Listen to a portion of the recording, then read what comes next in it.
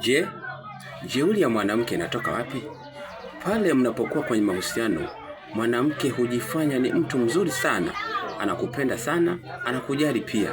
Lakini pale utakapomweka ndani na kuwa mke wako, mwezi wa kwanza, wa pili, wa tatu, mwaka ukikatika, tayari mke wako anaanza kubadilika taratibu, tabia ambazo kabisa wewe huzielewi mume wake.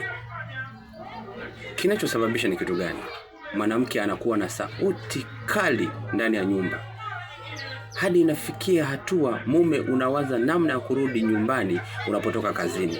Ni makelele kila kukicha. Ukitoa kauli na yeye anatoa kauli vivyo hivyo. Ana sauti kali. Hiki ni kitu gani kinachowasababisha wanawake wanakuwa wanajeuri sana kwenye ndoa zao? Labda tuseme ni mambo ya kidigitali, ni 50-50, au ni mambo ya utandawazi.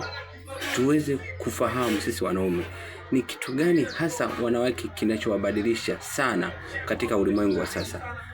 Muda mwingine huenda labda wanakopi mambo kwenye mitandao ya kijamii, tujue ili tuweze kuishi nao vyema kwa akili.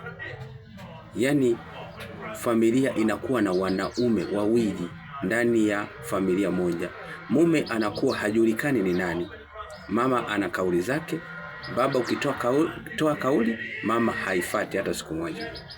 Unahisi ndoa nyingi zinavurugika kwa nini? Kwa sababu gani?